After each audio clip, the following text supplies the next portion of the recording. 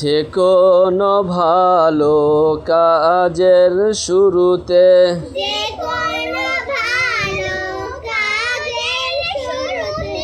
বিসমিল্লাহ বলিতে হয়।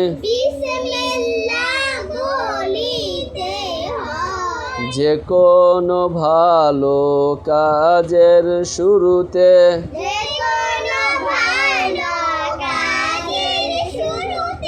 বিসমিল্লাহ বলিতে হয়। বিসমিল্লাহ বলে কাজ শুরু করলে